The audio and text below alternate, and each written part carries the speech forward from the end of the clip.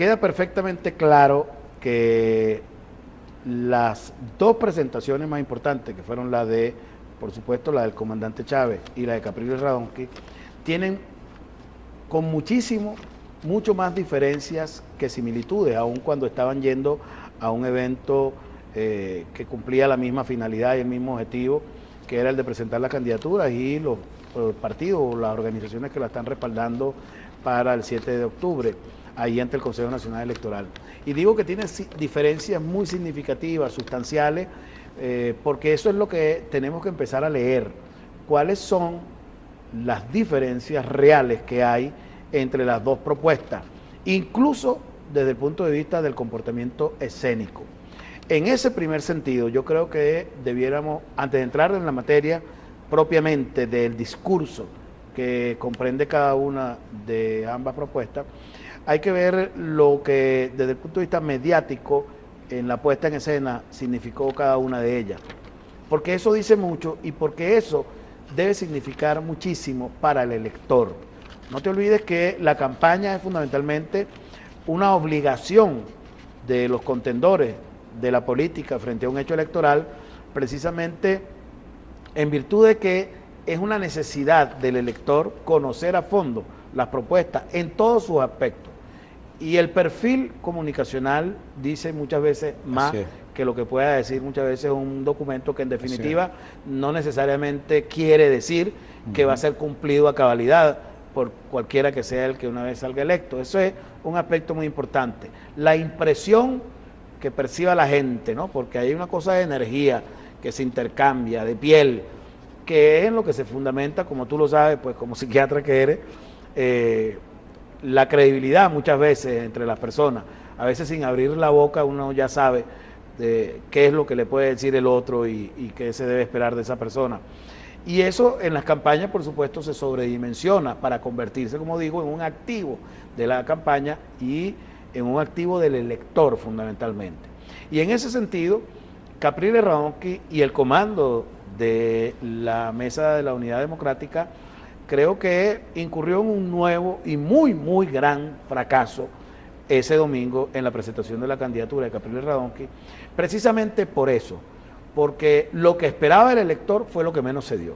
Es decir, ahí se cumplió lo que esperaba el candidato, que era el respaldo de un sector importante de la población que lo acompañara.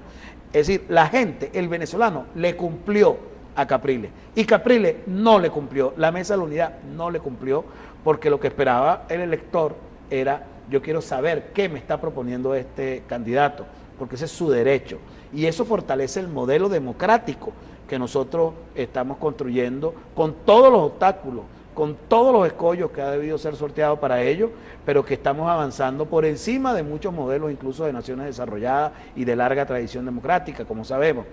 El modelo venezolano se ha perfeccionado a niveles de ser referencia en el mundo, pero la relación entre el elector y los que se proponen, los candidatos, es determinante para que eso se termine de consolidar. Y en ese sentido fue un grave daño que le hizo a la democracia venezolana, que en este primer paso que se está dando de una campaña oficial, que empezaría ya, digamos, de manera más o menos virtual, aunque oficialmente dentro de unos días, pero de manera ya virtual,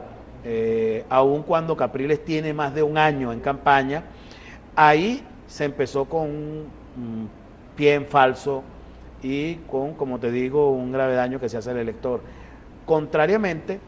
la presentación de la propuesta del presidente Chávez fue más bien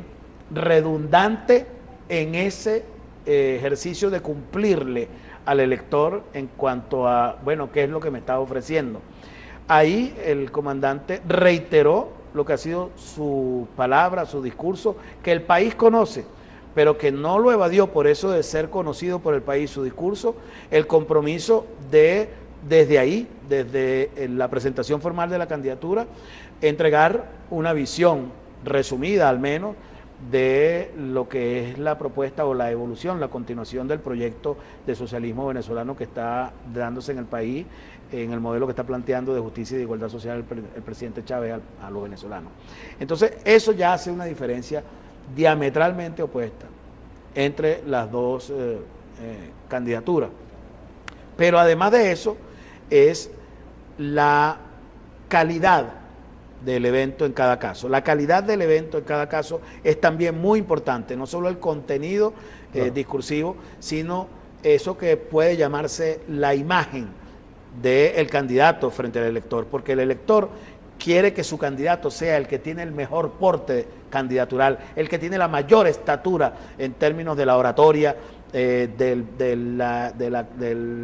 digamos, de la estatura como estadista, exacto, y también del liderazgo. Entonces, de todos esos elementos, que en cualquier librito del comando de campaña, para la preparación de la campaña, etcétera, te aparece de entrada, ¿no? Es decir, cuáles son las cualidades que debe tener un candidato para que sea tal. Y eso también fue violado completamente por la pobrísima, la muy lamentable presentación de Capriles Radonqui, contrario a lo que hizo el comandante Chávez, que se lució una vez más como un gran líder, un gran conductor de masa, con un gran porte de estadista y una extraordinaria capacidad oratoria. Tú explicabas muy bien en relación a la percepción que tiene y que debe tener la gente en relación a sus candidatos. Y la percepción que se marca en una cosa que se llama la complexión, o sea, cómo ve el otro a la otra persona, y la prosemia, que es el movimiento que vimos ahí que hizo este candidato, tratando de imponer un eslogan, simplemente el flaco, como dice, el raquítico, el flaco, más bien denota una categoría que lo tiende a minorar, porque es deficiencia de sí mismo. O sea, que creo que quienes montaron esa estrategia, tú como analista político, comunicólogo, sabes muy bien que eso entonces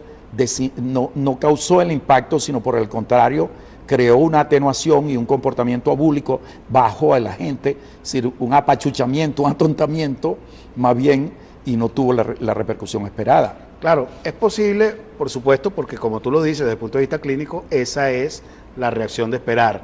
Pero si hay algo que yo en lo personal estoy convencido que es verdaderamente grave de lo que se está produciendo al seno de ese importante sector que es la oposición en el país, es la descapitalización sistemática, intencional, autoinfligida, que se está llevando a cabo a lo interno de la oposición desde el punto de vista intelectual. Es decir, en la búsqueda de hacer lo opuesto a todo lo que signifique o simbolice Chávez, como búsqueda de fórmula de posibilidades para la oposición venezolana. La gente, incluso los militantes de la oposición, están cayendo en un terreno que es probablemente el más deplorable de todos desde el punto de vista del ejercicio de la expresión pública. Y yo creo que es precisamente al que induce un candidato mediocre como el que ellos tienen, que es mediocre desde nuestro punto de vista, y es ahí donde veo la gravedad, pero que pudiendo serlo para el militante promedio de la derecha, que son gente preparada, con criterio, con valores morales, formados pues en el ámbito de la noción de lo que es la familia, lo que son los verdaderos valores que debe tener una persona, los que debe tener un candidato y los que debe tener un presidente de un país como Venezuela o como lo que aspiramos a ser como potencia, a lo que nos ha llamado el comandante Chávez. Esa gente está ahora teniendo que invertir el juicio para tratar de no solo aceptar, sino valorar de manera superlativa la deficiencia como activo en el desempeño político. Es decir, que por el odio a Chávez, ellos entonces se buscan un candidato que no sepa hablar, porque Chávez es el mejor orador que hemos tenido en la historia política venezolana. Se están buscando un tipo que no haga cadenas, es decir, que hable lo más cortico que sea posible, que no tenga ningún porte de estadista. Y eso está muy en consonancia, si fuese ese el caso, que es el que yo creo, con lo que sí desde el punto de vista doctrinario debe estar pasando detrás de bambalina en los sectores que respaldan e impulsan una candidatura de esa naturaleza que no se ha visto en el mundo entero en el ámbito de la política. Es decir, la promoción desde el ámbito de sectores tan poderosos, respaldados por el imperio norteamericano, la persona probablemente más descapitalizada desde el punto de vista del activo que tiene que tener un candidato que va a enfrentar al más grande líder que ha tenido la historia política venezolana, y entonces aparece este que se autocalifica el flaquito y que la gente entonces lo aplaude por esa condición y lo que tú dices, lo que significa, lo que desde el punto de vista de la disminución ellos comprenden, bueno, pareciera que tiene, como digo, sintonía con esos sectores cuando uno empieza a revisar la historia de los pueblos latinoamericanos desde la segunda mitad del siglo XX para acá. Yo estoy perfectamente convencido de que a la caída de la dictadura de Marcos Pérez Jiménez allá en el año 58, el propósito del imperio norteamericano era el de montar desde Venezuela una cabecera de playa para avanzar sobre Latinoamérica en el plan no solo de expansión desde el punto de vista económico y de dominación económica, sino para avanzar desde el punto de vista de del sometimiento, digamos, de nuestros países, desde el punto de vista cultural, desde el punto de vista tecnológico, desde el punto de vista empresarial, etcétera. Y en ese momento, en la caída de la dictadura, lo que se plantearon ellos fue que los partidos que eran cercanos, proclives al planteamiento intervencionista y expansionista de los Estados Unidos, eran Acción Democrática y COPEI. Ellos le entregaron esa encomienda, que no fue cumplida, porque entonces a partir del Pacto de Punto Fijo, Rómulo Betancourt particularmente, concentró el poder y convirtió, en vez de una instancia que entregara el Estado a los designios del imperio norteamericano de manera abierta, bueno, sin dejar de entregar de manera sustantiva nuestras riquezas, sobre todo el petróleo, a las transnacionales norteamericanas. Sin embargo, terminó fue secuestrando la política para convertirlo en una partidocracia al servicio de sus intereses y de las élites que aquí medraron. El imperialismo y las grandes corporaciones no quieren que eso les vuelva a suceder. Ellos quieren salir de Chávez como para enderezar un camino que se les torció de manera accidental desde su óptica. Ellos quieren volver, y de ahí el eslogan de Hay un camino, es como, digamos, alguien que va por una carretera y se les picha un caucho y se sale momentáneamente, hay que reparar el caucho para volver a tomar el camino. Es así de elemental y escueto como esta gente se lo plantea. Entonces lo que yo creo que ahí está sucediendo es que ellos necesitan que el candidato, que es lo que menos interesa, lo que interesa es que haya ahí una posibilidad de recuperar control para restablecer el modelo neoliberal que está planteado desde el siglo pasado y que no se ha completado, que no se completó con la llegada de la Revolución Bolivariana y que apunta a que va a desaparecer definitivamente como opción para los venezolanos. Entonces, ahí lo que tienen planteado ellos es ir lo más lejano a un líder que pueda volver a retrasarles el proyecto, convirtiéndose en un nuevo líder, en un Chávez pequeño. Entonces se necesita que el candidato sea lo más mediocre posible, lo más manejable posible, lo menos capacitado desde el punto de vista intelectual para el liderazgo, porque no se quiere correr el riesgo de que surja un nuevo Chávez pequeñito. Entonces, por eso es que estoy empezando a comprender que se dan esas deficiencias en esa candidatura y pareciera no molestar a nadie al seno de la derecha. Yo me reí ahorita, Alberto, no como una cosa de burla, sino porque a veces cuando uno escucha cosas agradables que alguien argumenta, a mí me da un nivel de satisfacción, porque eso refuerza un poco lo que uno ha pensado de cosas. Y eso le aclara, pues, a uno. Como quiera, tú escribiste un libro también que se llama Reflexiones Chavistas. Entonces, bueno, a uno le agrada escuchar además a una gente amiga de uno y tenerlo aquí al frente, que yo tengo ese privilegio que no tienen otros venezolanos. Entonces, sí lo tienen, ¿sabes? Porque está colgado ahí en el blog. Invito a tú lo todos tienes colgado en el blog. En el blog nuestro, que hay cantidad de información variada, interesante, que se está actualizando permanentemente, que es soyaranguibel.wordpress.com. Perfecto. Eso es de, tú sabes, esa empresa que monta blog, que es WordPress. Bueno, entonces nosotros tenemos ahí soyaranguibel.wordpress.com y hay ahí una cantidad, como digo, de material, fotografías, videos, artículos interesantes, y entre ellos ahí hay unos links, ¿no?, donde se puede ir a los artículos que hemos publicado, donde siempre estamos, pues, en Últimas Noticias, Ciudad Caracas, etcétera, y está un link para el libro Reflexiones Chavistas, donde se puede leer desde internet perfectamente. Está en el site de El Perro y la Rana, que es quien bueno, muy bueno, ¿no?, porque estamos colectivizando esto. Y ese es un principio de la democratización del conocimiento. Esa es la idea. Ante esa forma dominante, como nos impusieron un poco, bajo ese pensamiento dominante, que el mundo del conocimiento, de la ciencia, era así una especie de reduccionismo. Todos estos señores se presentaban que había que tener, nosotros respetamos eso, es bueno que debemos estudiar, debemos prepararnos, pero el conocimiento, Alberto, debe ser para liberar, no debe ser para subyugar y someter al otro, ni para chapear a otro, decirle que tú eres PhD, ZK, YT o Magíster tal, Cienciaturo, lo que tú quieras. Se supone que se hace un ejercicio de eso para liberar, para avanzar, Claro, pero para no, pero democratizar. fíjate Entonces que- fíjate cómo ellos, y quiero terminarte con tu permiso y perdona para darte la vez, cómo ellos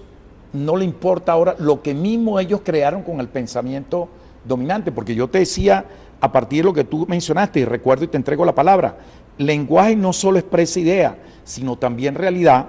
recogiendo un poco lo que tú expresabas, y que el discurso no solo era la relación del sujeto con el significante, sino también con el objeto. ¿Cómo estos tipos con un discurso realmente eufémico, ficcional?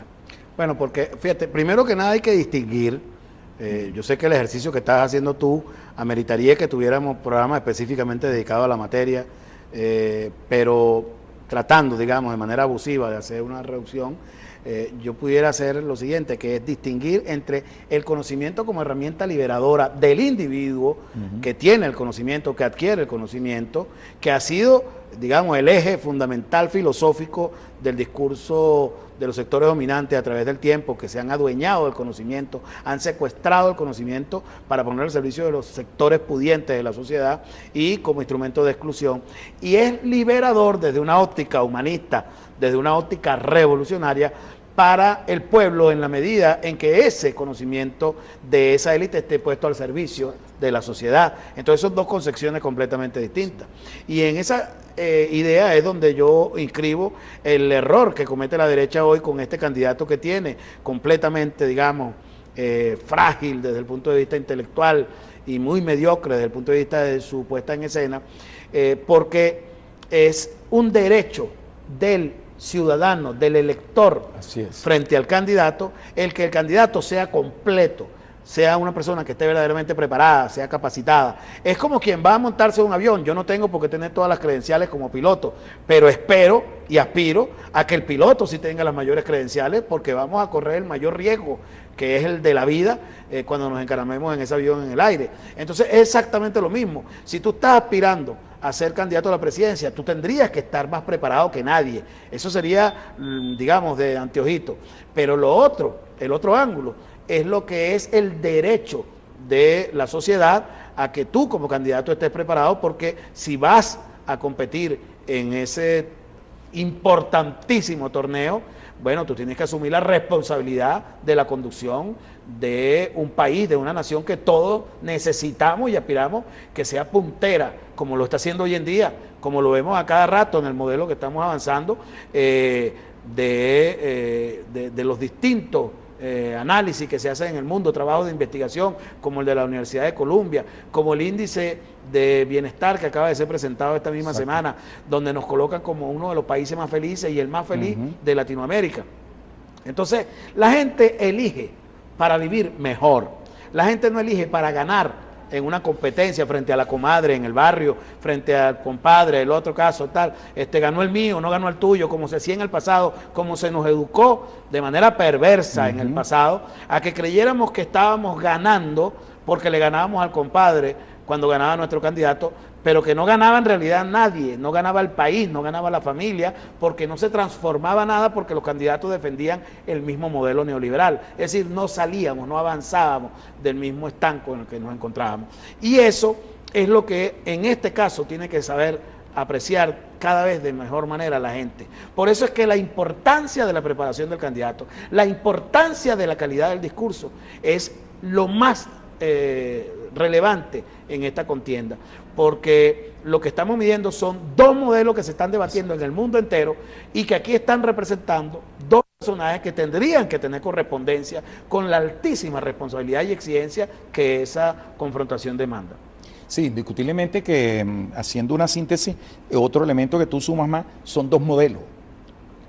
que están en juego y dos modelos que no tienen elementos de coincidencia, por lo tanto no pueden hacer una acción armónica uno al otro, no porque lo decrete uno, es porque hay una realidad.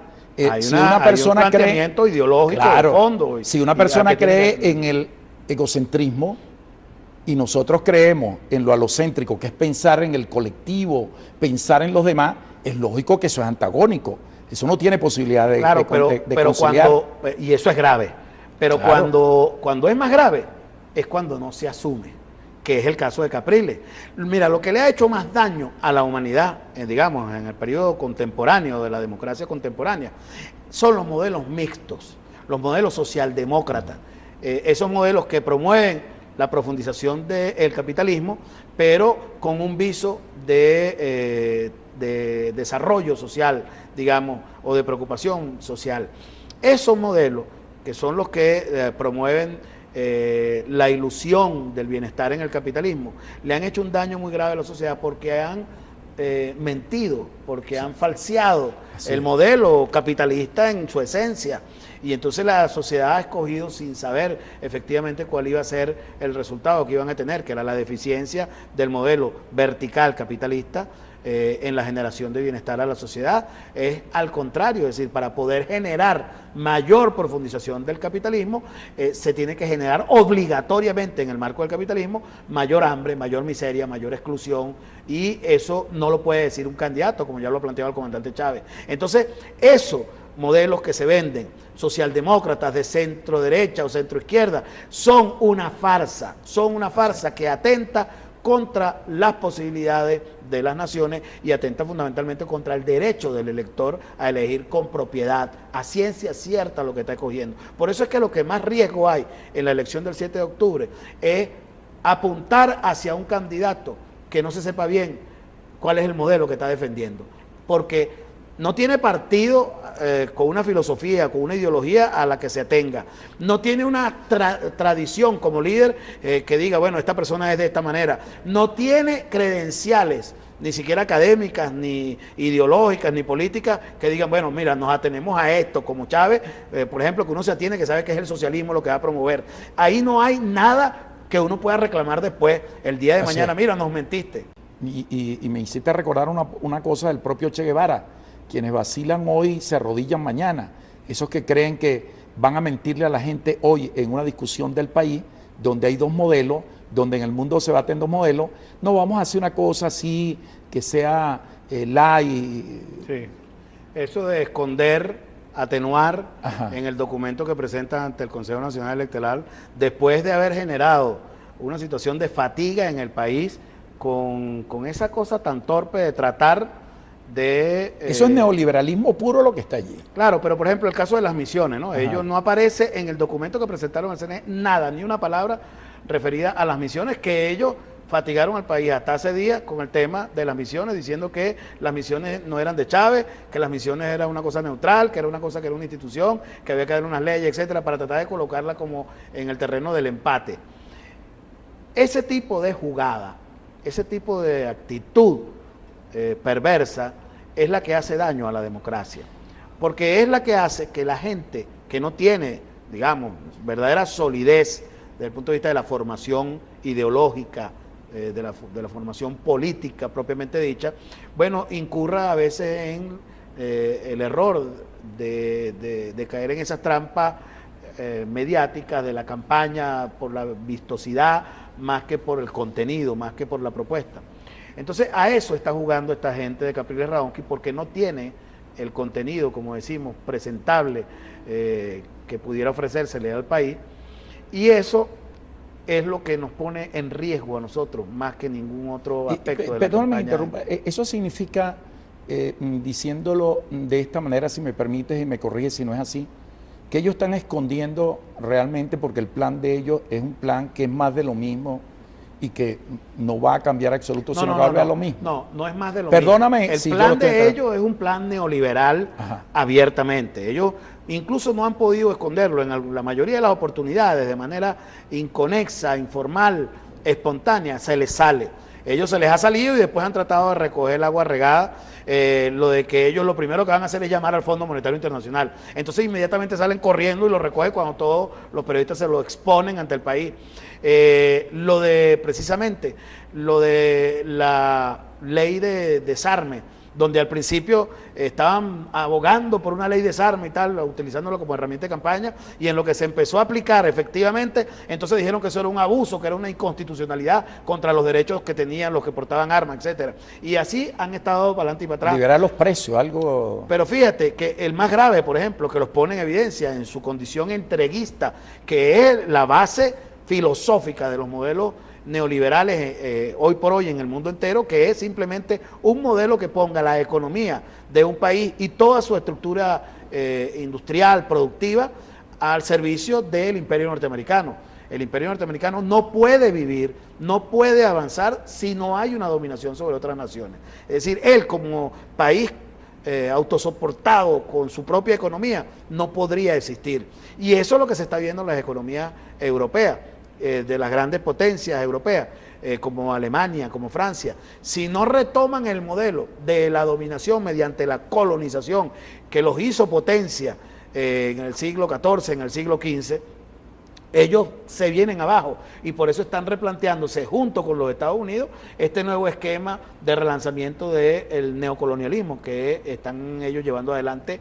con la OTAN, un organismo completamente en desuso, sin ningún sentido, un organismo que nació supuestamente para enfrentar la expansión del bloque soviético en Europa y que tiene sede en Detroit, en Estados Unidos, y que sigue estando activo cuando ya hace más de 20 años cayó el muro de Berlín y cayó el bloque soviético, de modo que no tendría ningún sentido la OTAN. Y está siendo utilizada es para replantear ese modelo que fue el que les dio a ellos el carácter de potencia, precisamente porque estaban extrayendo recursos de otras economías, de otros países, de otras naciones en el mundo, sin los cuales no hubieran podido ser lo que han llegado a ser. Entonces, en ese planteamiento es que hay que entender la campaña de Radonsky. Radonsky no es un candidato que va a luchar por la libertad y la democracia, ni mucho menos. Es simplemente la llave, la herramienta de esos sectores dominantes, de esos sectores hegemónicos planetarios que persiguen abrirse espacio en Latinoamérica porque están viendo todos, como lo han dicho ya, de todos los ámbitos económicos, de análisis, como el Foro Económico Mundial, como el Grupo del G20, todos han dicho que efectivamente Latinoamérica es la única región en el mundo que está creciendo económicamente. Y en ello Venezuela es la que está creciendo más sostenidamente y que apunta a ser más sostenible en el tiempo. Entonces es hacia acá donde tienen que desviar ellos su atención y sus cañones. Y es por eso que Capriles Radonsky se necesita que sea el candidato acá, porque es la herramienta mediante la cual ellos pueden penetrar en nuestras naciones, pero sin comprometer, digamos, la responsabilidad que tienen en esa búsqueda. Es decir, es una persona que vende la ilusión de un modelo de avance y de progreso, supuestamente apoyado en políticas de corte social, pero que en el fondo lo que hace es que está promoviendo la apertura hacia el modelo neoliberal que se ha frenado en nuestro continente. Ese es el propósito. Por eso es que ellos no hablan de PDVSA en ninguna de sus comparecencias, porque cada vez que lo hacen tienen que decir, como lo han dicho, que su idea, su proyecto y su propósito es el de volver a PDVSA una empresa comercial que se abra al libre mercado. Por eso es que ellos no tocan el tema del empleo, por ejemplo, porque ellos saben que cuando tocan el empleo tienen que decir que el ser humano solamente será útil en el modelo de sociedad que ellos conciben si está puesto al servicio de los sectores productivos de la empresa privada. Eso es lo que los tiene a ellos frenados y por eso es que Capriles es un candidato excelente, porque él con su manera ambigua de presentar su candidatura, está también tapando la aspiración y la verdadera pretensión de los neoliberales, de los grandes poderes fácticos neoliberales del mundo hacia nuestro país. Yo te lo quiero resumir así. Ellos hablan, por ejemplo, de vivienda y su entorno, de educación y desarrollo, de empleo y emprendimiento, de salud y seguridad, atención materno-infantil. Bueno, uno se pregunta de dónde apareció ese nivel de pobreza con que heredamos el país. ¿De dónde apareció si no fue precisamente un acumulado producto de las inequidades y de la exclusión? Sí, como gustaría cavilar contigo un poco como sobre política, esto. porque no fue solamente por incompetencia, por irresponsabilidad en el pasado, sino porque esa era la concepción. Un país cae en los niveles de miseria y de pobreza en que cayó Venezuela durante tanto tiempo, no solo porque el sistema económico no esté direccionado en función de la población, sino de los sectores elitescos de la sociedad, es decir, aquellos que son los sectores pudientes, las élites del poder del dinero, sino que además es como consecuencia de la desactivación del aparato productivo del país. Y eso fue lo que se hizo sistemáticamente aquí en la Cuarta República, es decir, la cultura del hacendado como prohombre, como prominencia en la sociedad, estaba determinada precisamente por el hecho de que era un acumulador de grandes cantidades de terreno en las cuales jamás se invertía. Es decir, lo que era importante no era tan solo tener la cantidad de terreno que estos terrófagos fueron acumulando a lo largo de la historia en el país sin tener ni siquiera título de propiedad para ello en la mayoría de los casos, sino que la desinversión era la herramienta como se aseguraba el modelo neoliberal en el país. Porque en la medida en que se invierte en el campo y se desarrolla el área agroproductiva de una nación, se genera soberanía. Y si se genera soberanía, se está disminuyendo la aspiración y las posibilidades de modelos como los que tiene planteado siempre el imperio norteamericano, entre ellos, por ejemplo, el ALCA, ¿no?, que persigue que las naciones desmanteladas encuentren positivo el ingreso de las grandes corporaciones para que de esa manera sobrevivan. Y en realidad lo que están haciendo es que están operando como tentáculos de extracción de todas nuestras riquezas para ir hacia el norte. Eso fue lo que sucedió de manera sistemática y eso es lo que plantea Capriles. Capriles está hablando es de un replanteamiento de todas las políticas que ha adelantado la Revolución Bolivariana para hacerlo a la inversa. Él toca los mismos temas, lo que no dice es cómo los va a llevar a cabo. Y eso es el punto medular. La gente puede encontrar que hay mucha coincidencia, entonces prefiere un muchacho joven con nueva energía como para probar por aquello de la cultura de la lotería, en la que se nos metió también como fórmula de salvación en el pasado, antes que la cultura del ahorro, del trabajo, se cultivaba más eso, pues la lotería con la elección, etcétera. Y eso es probablemente lo más peligroso de aquí el 7 de octubre. El engaño en el que se pretende volver a colocar a la gente en la condición de esperanzado ante la eventualidad de un cambio hipotético que tendría una nueva opción, porque lo que se tiene ya es conocido. Se nos enseñó, se nos educó como sociedad en eso que era lo que nos desmovilizaba más como sociedad y anulaba más nuestra potencialidad y nuestra capacidad como nación en búsqueda de sus verdaderas posibilidades de desarrollo. Eso es lo que está en realidad en el fondo de la propuesta de Capriles, más allá de la letra que tú puedas encontrar, porque acuérdate que el papel aguanta todo. La gran diferencia que hay con el comandante Chávez es que ya Chávez tiene una propuesta tangible en la calle, es decir, este es el único gobierno del mundo que se ha tomado la atribución que no le asigna ningún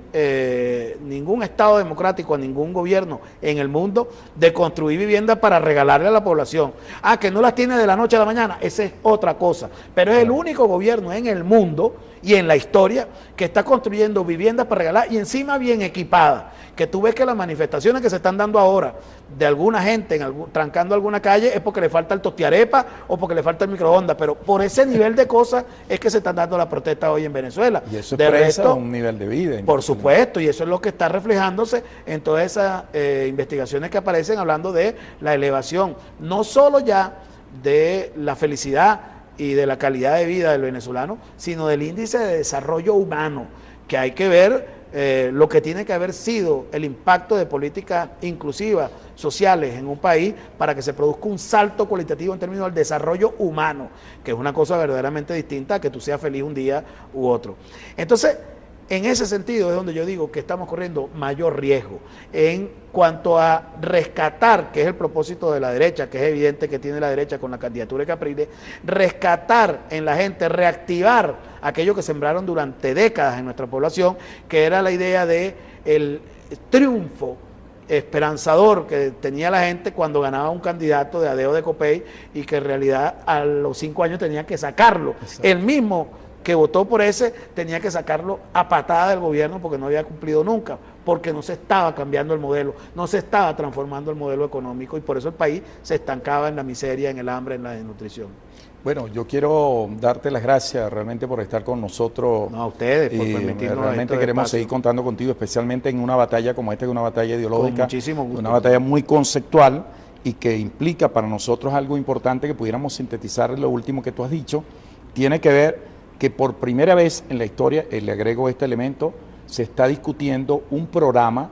y lo está discutiendo el pueblo, así como discutió el texto constitucional. quiere decir que se ha tomado un nivel de conciencia y de Y participación. de empoderamiento del pueblo. Se Así cumple es. lo que reza la Constitución de la participación y el protagonismo. Así es, y yo creo que en esto que hemos señalado, esta cavilación, esta reflexión que hemos hecho, hemos contribuido de alguna forma a ir construyendo ese elemento argumentativo que es necesario.